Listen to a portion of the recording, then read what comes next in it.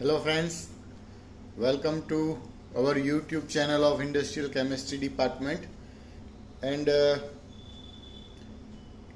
we have finished a number of acts such as Petroleum Act, Explosive Act, Insecticides Act and Dock Workers Act. And in this today's lecture we will switch over to another act, and it is rules for the transportation of hazardous goods from the motor vehicle rules 1989. મિત્રો basically આ જે act છે એની અંદર આપણે જે rules છે કે જે ટ્રાન્સપોર્ટેશનને રિલેટેડ છે અને એવા રૂલ્સ કે જે હેઝાર્ડસ ગુડ્સ એટલે જે કાંઈ બી હેઝાર્ડસ સામાન હોય બરાબર, અને જે મોટર વ્હીકલ રૂલ્સમાંથી લેવામાં આવ્યા છે, બધા જે એના નિયમો છે, ટેબલ્સ છે. સો અહીંયા કોઈ ટેબ્યુલર ફોર્મેટ આપણને નથી આપેલું, પણ આપણને એવું કહે છે કે ભાઈ આ ટેબલમાં રૂલ નંબર આ છે બરાબર. સો એ એકોર્ડિંગલી જે આખો એક્ટ હોય એમાંથી અમુક પોઈન્ટ્સને રિલેટેડ આમાં લેવામાં આવ્યું છે. So we will start with the rules transportation of hazardous goods from the motor vehicle rules 1989. And again transportation ના રિલેટેડ છે એટલે આપણને જે અહીંયા હ્યુમન લાઈફની વાત કરીએ તો transportation of goods of dangerous or hazardous nature to human life હોય તો એની માટે કેવા કેવા નિયમો ટ્રાન્સપોર્ટેશન માટે લાગુ પાડવામાં આવ્યા છે અને આપણે શું પ્રિકોશન્સ રાખવા, લાઈક વ્હીકલ્સને રિલેટેડ છે, જે તે સામાન છે તો એના બોક્સ હોય કે એનું આખું ટેન્કર હોય કે એનું જે કાંઈ બી ટ્રક કે હોય તો એની ઉપર કેવી રીતની સાયન્સ કરવી, કેવી રીતના લખવું, એના પિક્ચર હોય તો પિક્ચર્સ કેવી રીતના લગાવવા ઇફેક્ટિવલી, કન્સાઇનર હોય કે કન્સાઇની હોય એ લોકોને પણ કેવા કેવા રૂલ્સ લાગુ પડતા હોય. ઇવન ધો જે કોઈ બી ટ્રાન્સપોર્ટેશનને રિલેટેડ વ્હીકલ ઓનર હોય તો એને પણ કેટલાક ચોક્કસ પ્રકારના નિયમો જે છે એ લાગુ પડે છે અને એને ફોલો કરવા પડે છે. તો આપણે આ રૂલ્સને શરૂ કરતા આપણને કહે છે કે every honour of a good carry transporting any dangerous or hazardous goods shall, in addition to complying with the provision of any law for the time being in force in relation to any category of dangerous or hazardous goods, comply with the following condition. જે કાંઈ બી ટ્રાન્સપોર્ટિંગને લગતા જે કોઈ honour કે જે કોઈ બી છે એને આ પ્રકારના જે હેઝાર્ડસ કેમિકલ્સ હોય, મટીરિયલ્સ હોય બરાબર, ડેન્જરસ મટીરિયલ્સ હોય તો એ બધું જે ગુડ્સ છે બરાબર એનું હેન્ડલિંગ છે, સ્ટોરેજ છે, ટ્રાન્સપોર્ટિંગ છે બરાબર, એને રિલેટેડ જે આપણે શબ્દ વાપર્યો કમ્પ્લેઇંગ બરાબર. કમ્પ્લેઇન અલગ છે, કમ્પ્લાઇંગ અલગ છે, મતલબ પાલન કરવું કે જે તે લો આના માટે બનાવવામાં આવ્યા છે બરાબર, તો એ બધાનું તે પાલન કરવું પડે અને એનું જે કાંઈ બી ફોલો કરવા પડે. ને એમાં જે આપણને કીધું કે જે કન્ડિશન્સ છે કેવી, તો કે every such goods carrying the same type of dangerous or hazardous goods and also shall display distinct mark of the class label appropriate to the type of dangerous or hazardous goods.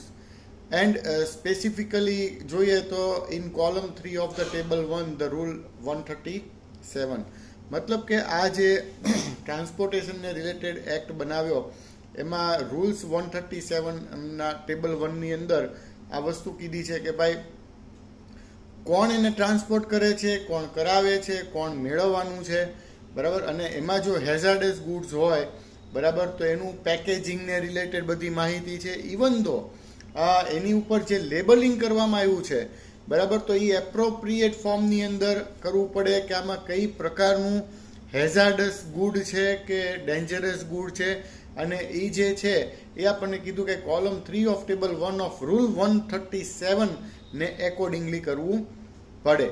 સો અહીંયા in the case of package containing goods listed in table 3 in rule 137 and which represents two hazards as given in column 2 thereof, such packages shall display distinct label to indicate both the hazard.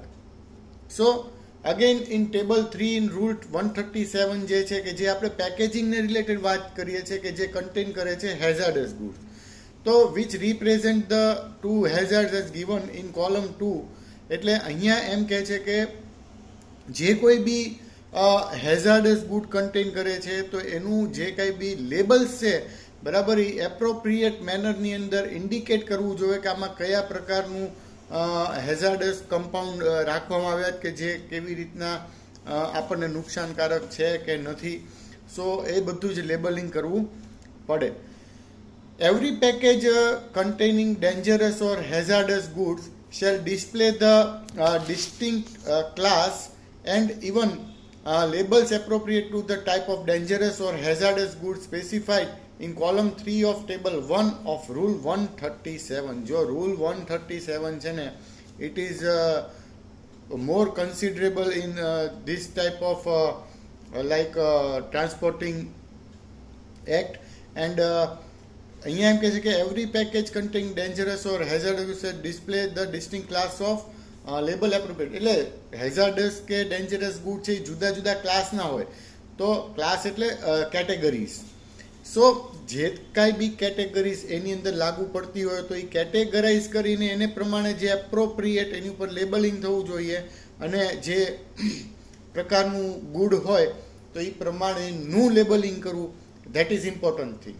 So every good carriage carrying any dangerous or hazardous goods shall be equipped with safety equipment or preventing the fire, explosion or escape of hazardous or dangerous good. મતલબ કે જે કોઈ બી carriage, તો આપણે ખટાર હોય ને એની પાછળ લખે ગુડ કેરેજ, મતલબ માલ સામાનની હેરફેર કરતું વાહન, બરાબર. તો એ જે કેરિયર કહીએ આપણે કે જે કેરી કરે છે હેઝાર્ડસ કેમિકલ, ડેન્જરસ કમ્પાઉન્ડ્સ, સો એવા કોઈ પણ કેરેજ જે છે all shall be equipped with safety equipment હોવા પડે. ઇવન ધો ફાયર પ્રિવેન્શન, એટલે જે ઓલા નાના બાટલા ફાયર એન્ડ એક્સપ્લોઝનના હોય, ફાયર એક્સટિંગ્યુશર, સો એ હોવા જોઈએ. ઘણી જગ્યાએ આપણે જોઈએ સેન્ડની બકેટ હોય, ડોલ હોય. સો આ બધું જ આપણે પેટ્રોલિયમ એક્ટની અંદર ભણી ગયા છીએ, તો આ બધું પણ એ કેરી કરતું હોવું જોઈએ આપણે પ્રિકોશન માટે, બરાબર. Because precaution is better than cure. So અહીંયા ટ્રાન્સપોર્ટેશનમાં જે હેઝાર્ડસ કેમિકલના ને ગુડ્સની વાત કરીએ છીએ એટલે પ્રિકોશન સેફટી રાખવી નેસેસરી છે, right. So nextly, 1 year from the date of commencement of Central Motor Vehicle Act or Rule 1993, every good carriage carrying good of dangerous or hazardous nature to human life shall be fitted with tachograph and also an instrument to record the lapse of running time of the motor vehicle, time, speed, maintain, acceleration, declaration, etc. સો જ્યારથી આ એક્ટનો પ્રારંભ કરવામાં આવ્યો છે, બરાબર, કમસમેન્ટ એટલે પ્રારંભ કરવો, કે જે central motor vehicle rule of 1993 accordingly જે કાંઈ બી ગુડ કેરેજ વ્હીકલ જે છે કે જે હેઝાર્ડસ કે ડેન્જરસ કેમિકલ્સને કન્ટેન કરે છે, બરાબર, એને રન કરે છે, ટ્રાન્સપોર્ટ કરે છે, તો એવા દરેક વ્હીકલની અંદર instrument to record the laps running, બરાબર, રનિંગ ટાઈમ પીરિયડ એનો કમ્પ્લીટ દેખાડે, ઇવન ધો એની સ્પીડ મેન્ટેન છે, એનું મેઝરમેન્ટ આખો એનો જે ગ્રાફિકલી ઇન્ટરફેસથી આખો રેકોર્ડ થાય, બરાબર. તો એ પ્રમાણેના સ્ટાન્ડર્ડ્સ જળવાવા જોઈએ, બરાબર, કે જે ઇન્ડિયન સ્ટાન્ડર્ડ્સ પ્રમાણે ના એ સ્પેસિફિકેશન કહેવાય. સો એ છે. નેક્સ્ટલી છે સ્પાર્ક એરેસ્ટર. એરેસ્ટર એટલે અવરોધક. 6 months from the date of commencement of Central Motor Vehicle Amendment Rule 1993, એટલે એમેન્ડમેન્ટ એટલે સુધારા કર્યા, બરાબર, કે જે પ્રારંભ કર્યો પછી 1993માં તે સુધારા પણ કરવામાં આવ્યા હતા. Every good carriage carrying goods of dangerous or hazardous nature to human life shall be fitted with a spark arrester. Sparking થાય એનો અવરોધક, કારણ કે હેઝાર્ડસ કે ડેન્જરસ કેમિકલ્સ કે ગુડ્સ હોય તો ક્યારેક સ્પાર્કને કારણે એક્સપ્લોઝન થઈ શકે છે, એક્સિડન્ટ થઈ શકે, ફાયર થઈ શકે છે. So spark arrester it is a necessary thing. So એ પણ આની અંદર ઇન્ક્લુડ કરવામાં આવ્યું છે. So nextly manner of display of class labels.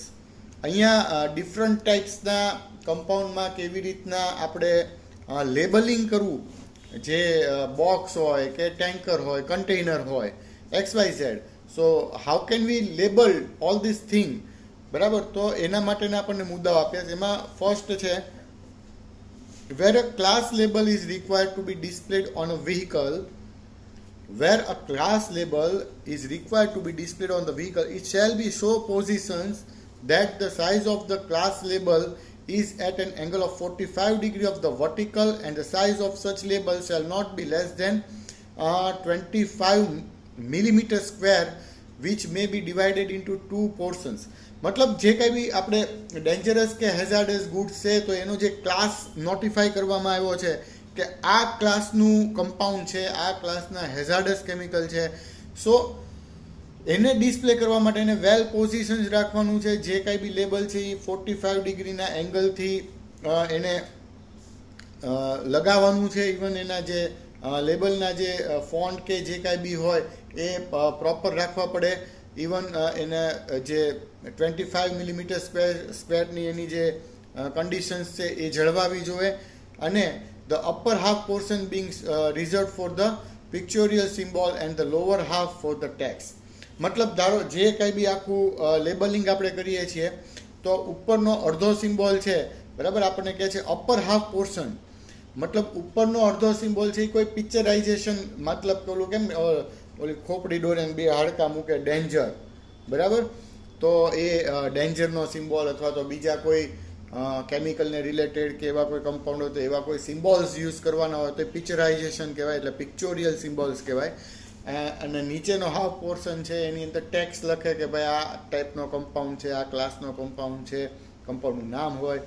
So provided that in case of smaller packages a suitable size of label may be adopted. અચ્છા, મોટું container હોય તો આપણે જે 45 ડિગ્રી વર્ટિકલમાં રાખવાનું, ઇવન એની જે 25 મિલીમીટર્સની એનો જે સ્ક્વેર બોક્સની વાત કરી, પણ નાનું કન્ટેનિંગ બોક્સ હોય કે એવું કાંઈ હોય તો એની અંદર નાના લેબલ કરવા પડે અને નાના ફોન્ટ રાખો, નાના પિક્ચોરિયલ સિમ્બોલ્સ મૂકો તો એ એડોપ્ટેડ થયેલું છે, એમાં કોઈ પ્રોબ્લેમ નથી. પણ લખવું પડે, લખ્યા વગર ચાલે નહીં.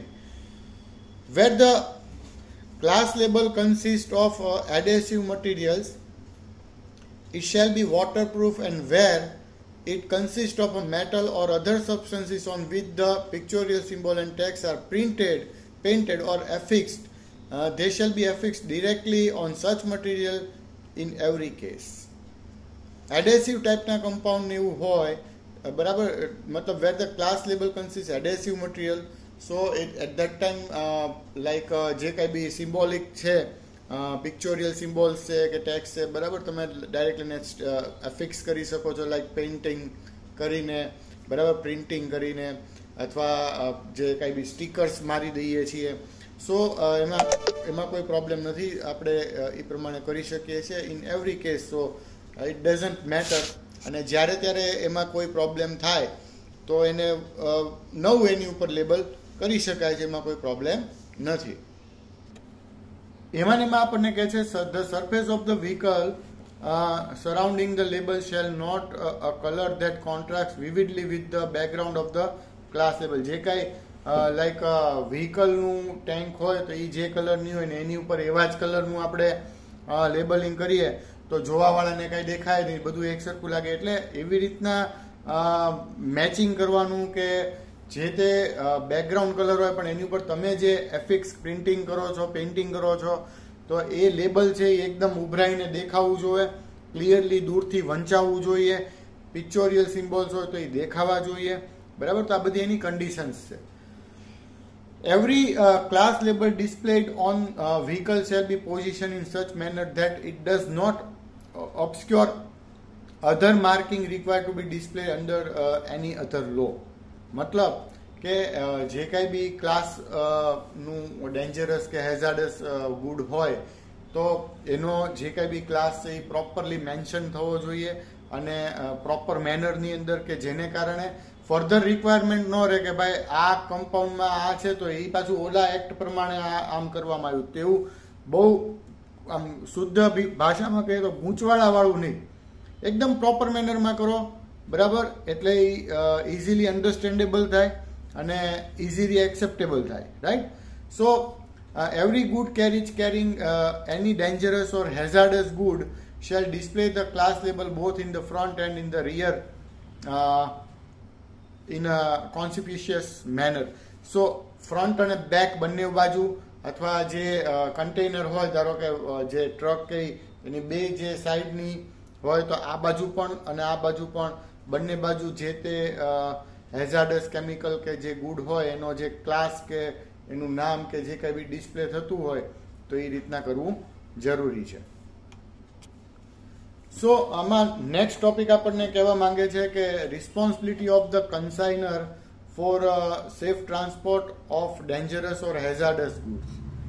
સામાન્ય રીતે it shall be the responsibility of the consignor intending to transport any dangerous or hazardous good listed in table 3 to ensure the following, namely. જે કંઈ બી કન્સાઇનર હોય મોટા ભાગે તો એની જ બધી રિસ્પોન્સિબિલિટી હોય, ટ્રાન્સપોર્ટિંગ કરાવે છે તો એને કેટલા નિયમોને ફોલો કરવાના છે, ઇવન દો એને કેટલું ધ્યાન રાખવાનું છે. સો એમાં કેવી રીતનું પ્રિકોશન્સ ને કેવી રીતના રૂલ્સ એને લાગુ પડે છે. સો એમાં જે કહે છે કે the goods carriage has a valid registration to carry the said goods. First thing અને મેઇન થિંગ કે જે કોઈ બી ગુડ્સ કેરેજ છે એની પાસે પ્રોપર રજિસ્ટ્રેશન હોવું જરૂરી છે કે આવા કમ્પાઉન્ડને કેરી કરવા માટે. સામાન્ય બહારથી ટ્રક બોલાવે અને ઘરનો સામાન લઈને મોકલી દીધો તો એમાં કોઈ બહુ વાંધો નથી. હા, એને અમુક તો રૂલ્સ રેગ્યુલેશન લાગુ પડે જ છે મોટર વ્હીકલ એક્ટ પ્રમાણે, પણ જ્યાં ડેન્જરસ કે હેઝાર્ડસ કેમિકલ્સની એની વાત છે તો ત્યાં આ પ્રમાણેનું કરવું નેસેસરી છે. Next is the vehicle is equipped with necessary first add, safety equipment, antidotes as may be necessary to contain any accident. Obviously first aid, safety equipment બધું જ જરૂરી છે, કારણ કે હેઝાર્ડસ કે ડેન્જરસ ગુડ્સ હોય તો એક્સિડન્ટના પ્રિવેન્શન માટે થઈ અને બધી વસ્તુ જરૂરી. તો એ ફોલો કોને કરાવવું પડે? કન્સાઇનર હોય એને બધું જોવું પડે. એ ક્યાંકથી કોઈ ટ્રાન્સપોર્ટ વાળાને પકડીને લાવે અને એ એમ કે ભાઈ આટલું મોકલી દેવાનું, પણ એ ટ્રાન્સપોર્ટ વાળાના ટ્રકમાં તે ચોક્કસ વસ્તુઓ ન હોય, ઇવન દો એનું રજિસ્ટ્રેશન ન હોય તો એ જવાબદારી કન્સાઇનરની બની જાય છે. પણ નો ડાઉટ જે કોઈ બી ટ્રાન્સપોર્ટ ઓનર હોય, બરાબર, એને લાગુ પડે જ છે, આ જ પ્રકારના નિયમો લાગુ પડે. That will discuss letter on. પણ નેક્સ્ટલી that the transporter or the owner of the good carriage has full the adequate information about the dangerous or hazardous goods being transported. અને હા, એવું નહીં કે બંધ મુઠ્ઠી જ રાખવાની, બરાબર. ટ્રાન્સપોર્ટ કરે છે તો એના ઓનરને, ટ્રાન્સપોર્ટરને પોતાને ખબર હોવી જોઈએ કે પોતાના કેરેજની અંદર શું વસ્તુનું ટ્રાન્સપોર્ટ થઈ રહ્યું છે. તો એ બધી જ ડિટેલ એને કન્સાઇનર પાસેથી લેવાની રહે, અથવા કન્સાઇનર એ બધી જ ડિટેલ છે એ એડિક્વેટલી આપવાની રહે કે ભાઈ આ વસ્તુનું તમે ટ્રાન્સપોર્ટ કરી રહ્યા છો. નેક્સ્ટ છે about the dangerous goods and being transported, the driver of the good carriage is trained in handling the danger posed during transport of such goods. જે ડ્રાઈવર હોય, જનરલી આ પ્રકારના ગુડ્સ કેરેજ વ્હીકલ હોય તો એની અંદર driver અને cleaner બે જણા હોય જ તે. પણ ડ્રાઈવર છે ને એ એકચ્યુઅલી એકલો એક્યુરેટ અને ટ્રેન્ડ હોવો જોઈએ કે એ આ પ્રકારના કમ્પાઉન્ડનું જ્યારે ટ્રાન્સપોર્ટેશન કરાવે ત્યારે કોઈ પણ પ્રકારનો એક્સિડન્ટ કે ડેન્જર થાય તો એ પોતે હેન્ડલ કરી શકે, બરાબર. ક્યાંક અચાનક સ્પાર્કિંગ થયું, આગ લાગી, બરાબર, તો એને જે તે એનું વ્હીકલ છે ને એવી કન્ડિશનમાં, પોઝિશનમાં ઊભું રાખવું જેથી બીજો ટ્રાફિક છે એ એને નુકસાન ન થાય, બીજા કઈ નવા પ્રકારના એક્સિડન્ટ ઊભા ન થાય, તો એ બધું જ તે ડ્રાઈવરની રિસ્પોન્સિબિલિટીમાં આવે છે. એટલે ડ્રાઈવર ટ્રેન હોવો જોઈએ. બરાબર. નેક્સ્ટલી, every consignor shall supply the owner of the goods carriage full and adequate information about the dangerous or hazardous goods being transported as to enable such owner and its driver too. So again, એની જ વાત કે every કન્સાઇનર, બધાએ જે કાંઈ બી transport કરાવવાનું છે તો એ transporter અને ડ્રાઈવર બધાને ખબર હોવી પડે કે આમાં શું લઈ જાય. બરાબર. એક્સપ્લોઝિવ ના કન્ટેનર મૂકીને એમ કે ભાઈ કન્ટેનરમાં આપણે ચોખા મોકલીએ, તેમ ન ચાલે. બરાબર.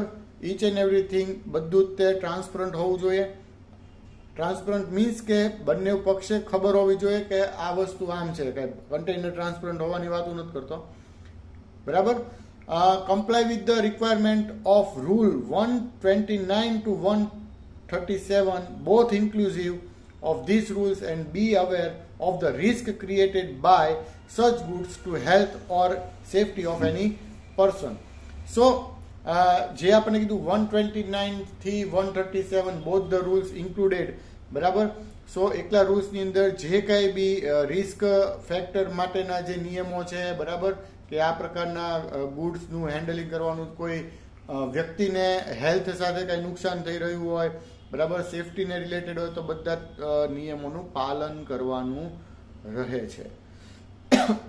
And it shall be the duty of the consignor to ensure that the information is accurate and sufficient for the purpose of complying with the provision of Rule 129 to 137 both.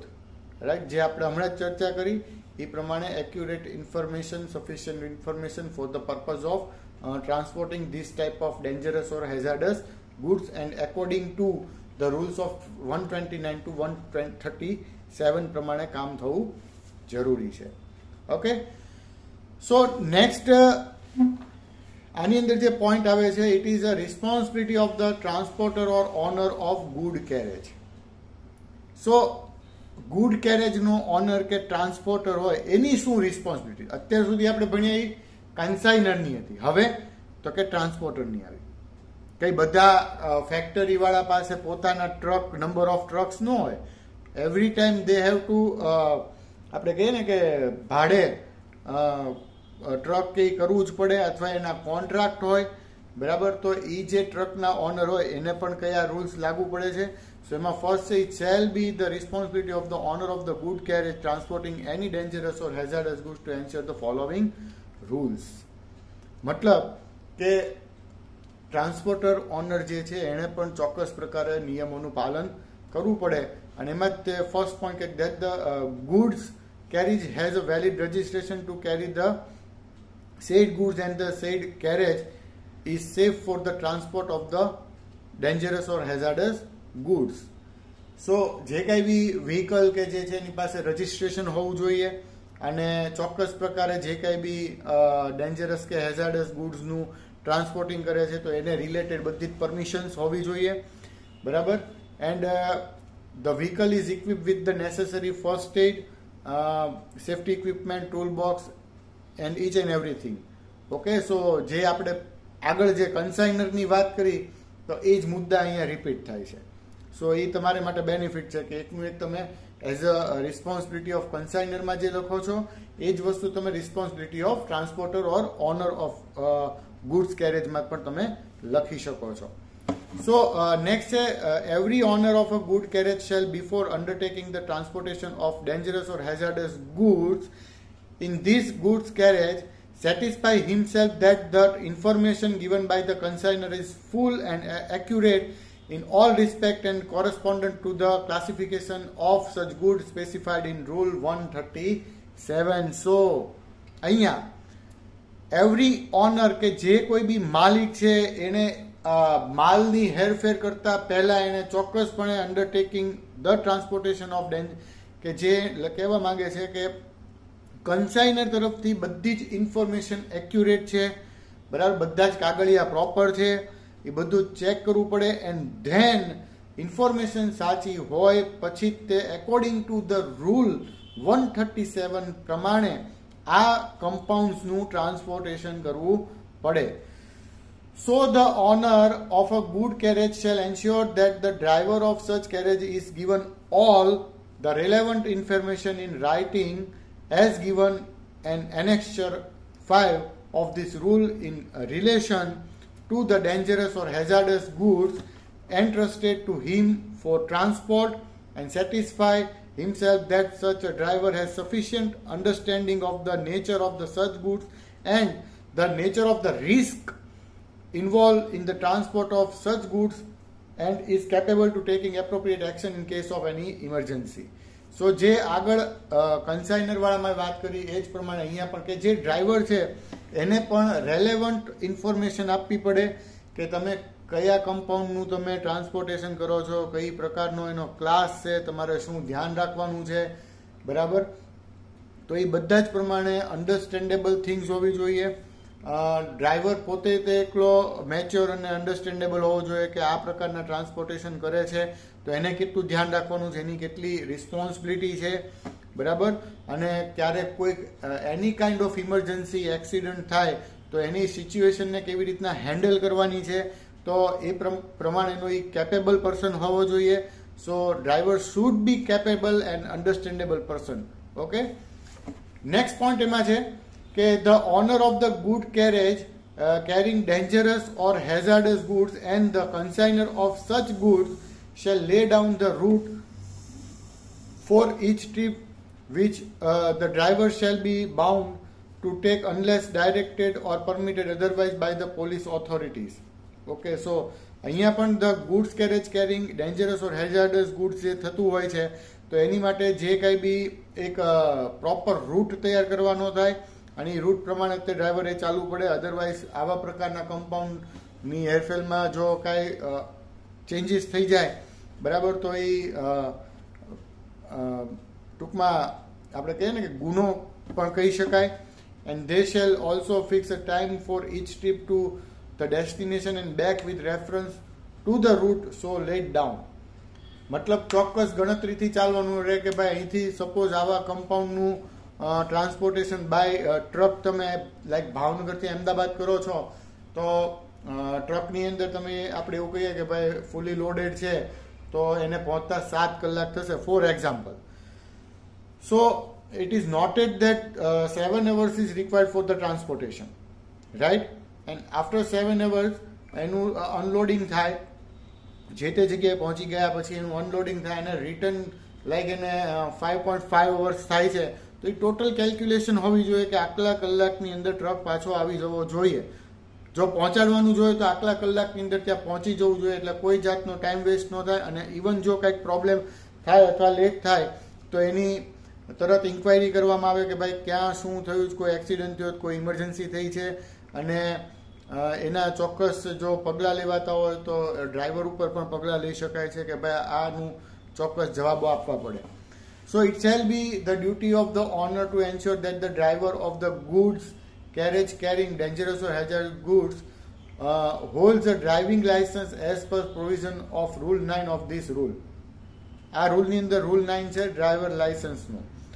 સો જે કાંઈ બી આ પ્રકારના કેમિકલ કમ્પાઉન્ડ કે બીજા કોઈ dangerous hazardous કમ્પાઉન્ડનું transportation કરાવવાનું થતું હોય તો ડ્રાઈવર પાસે ચોક્કસ લાયસન્સ હોવું નેસેસરી છે.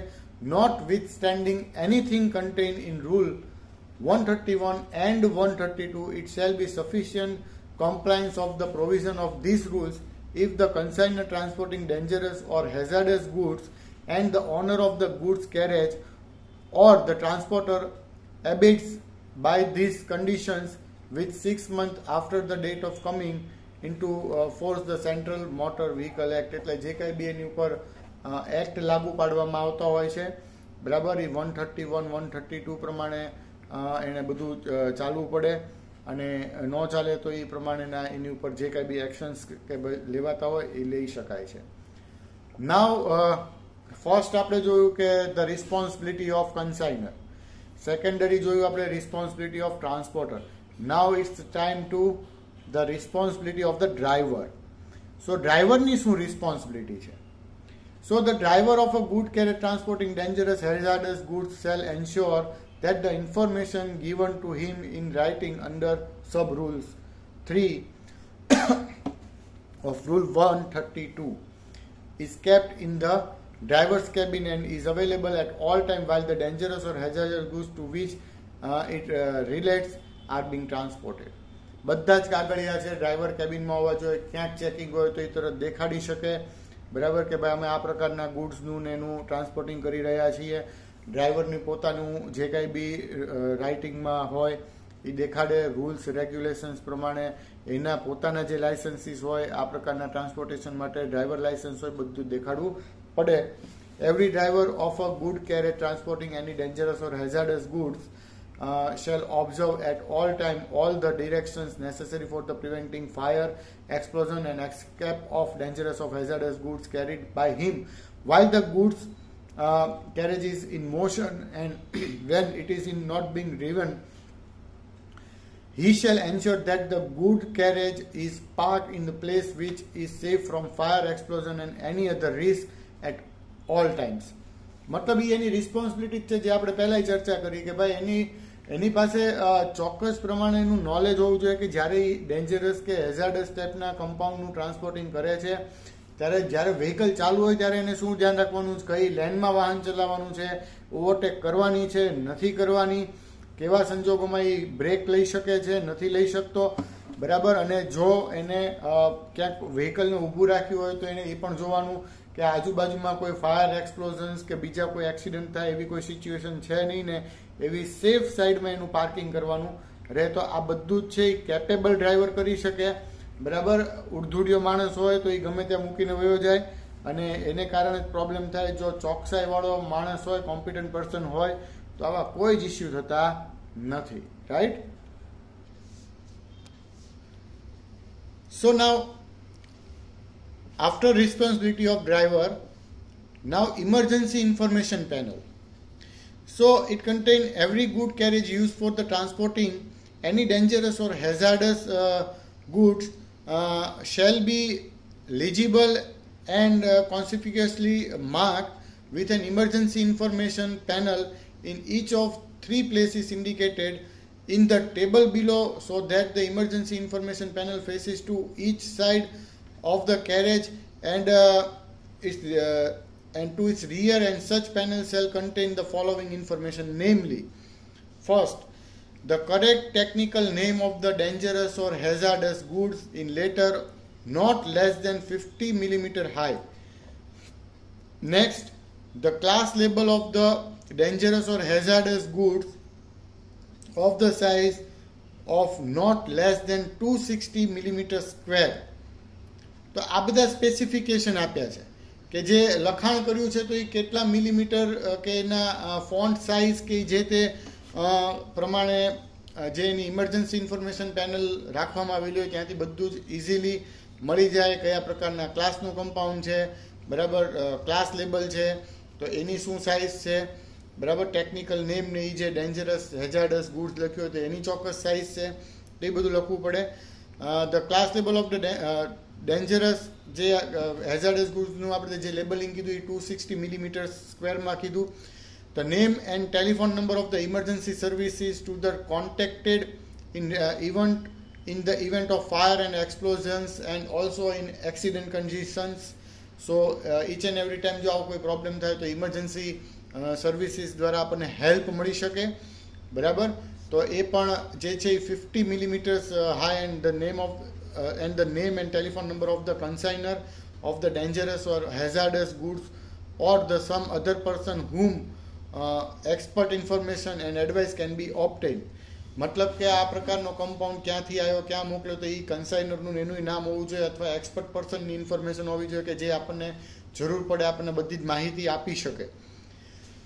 And the information contained in sub rule shall also be displayed on the vehicle by means of sticker relating to the particular danger or hazardous good carrying in that particular trip. જે આપણે અગાઉ વાત કરી કે એનું જે stickers કે labels છે એ પણ જે વાહન હોય એની ઉપર પણ લગાવવું પડે કે જે ક્લાસનું કમ્પાઉન્ડ છે, એનો ગ્રેડ કયો છે, કમ્પાઉન્ડનું નામ શું છે, બરાબર. તો એ બધી જ અને એના પિક્ચોરિયલ સિમ્બોલ્સ હોય તો એ બધું મૂકવું પડે. સો અહીંયા જે કાંઈ બી માહિતી આપણને ઇમરજન્સી ઇન્ફોર્મેશન પેનલની આપી કે આટલું ધ્યાન રાખવું પડે. અને નેક્સ્ટ લાસ્ટમાં છે કે ડ્રાઈવર ટુ બી ઇન્સ્ટ્રક્ટેડ, કે ડ્રાઈવરને શું ઇન્સ્ટ્રક્શન આપવામાં આવેલું હોય કે the owner of every good carriage transporting dangerous or hazardous goods shall ensure to the satisfaction of the consignor that the driver of the good carriage has received adequate instruction and training to enable him to understand the nature of goods being transported by him, the nature of the risk arising out of the such goods and precautions he should have to take. So અહીંયા જે ડ્રાઈવરને કન્સાઇનર પોતાનો જોખમી સામાન છે એ મોકલે છે, તો ટ્રાન્સપોર્ટેશનનો જે ઓનર હોય એણે એના ડ્રાઈવરને એટલી તો ઇન્ફોર્મેશન આપી હોય કે ભાઈ તમે કેવા પ્રકારના કમ્પાઉન્ડનું ટ્રાન્સપોર્ટેશન કરો છો, બરાબર. ઇવન એની બધી જ માહિતી એને આપેલી છે, બરાબર. એમાં કેટલું રિસ્ક રહેલું છે, કદાચ કંઈક પ્રોબ્લેમ થાય તો તમારે શું પ્રિકોશન્સ રાખવાના છે, તો આ બધી જ માહિતી છે એ ડ્રાઈવરને આપવામાં આવે છે. અને ઇવન જ્યારે વાહન ચાલતું હોય કે જ્યારે ઊભું છે, મતલબ in motion or in stationary mode, બરાબર, કોઈ પણ પ્રોબ્લેમ થાય તો એને કેવી રીતના હેન્ડલ કરવો છે એની પણ ચોક્કસ ટ્રેનિંગ આપવામાં આવેલી હોય છે અથવા આપવામાં આવે છે. પણ in case of in any emergency or accident, બરાબર, driver has to report the police station about the accident, બરાબર.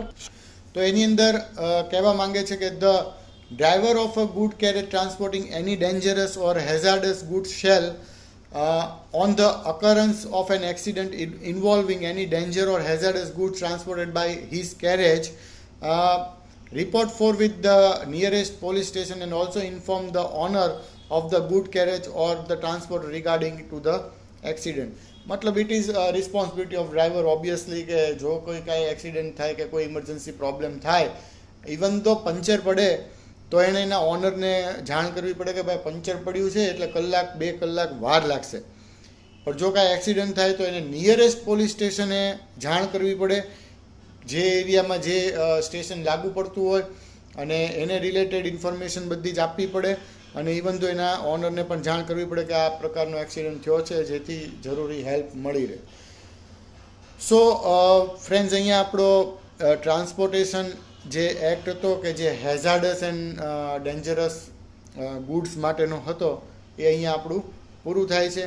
અને સેફટીના મારા જે કાંઈ બી ટોપિક્સ હતા આપણે બધા જ પૂરા થઈ ગયા છે. સો હોપફુલી બધાને સરસ સમજાયું હશે. અને આ રૂલ્સ જે એક્ટ છે એ કોઈ એમાં ફ્લો ડાયાગ્રામ કેવું ન જ હોય, એટલે ઓબ્વિયસલી તમારે લોકોએ ખાલી શાંતિથી જોવાનું છે, સમજવાનું છે. અને જે તમને મટીરિયલ પ્રોવાઈડ થઈ ગયું છે ઓલરેડી, તો એને સરસ રીતના વાંચવાનું છે કે જેથી તમને જે તે રૂલ આપણે ભણ્યા છીએ એ સામે રાખીને જોશો જે તે વિડીયો, તો એ તમને ફટાફટ આઈડિયા આવી જશે કે કેવી રીતની તમારે એની અંદર પ્રિપરેશન્સ કરવાની છે. સો અહીંયા આપણે આટલું રાખીએ છીએ અને થેન્ક યુ.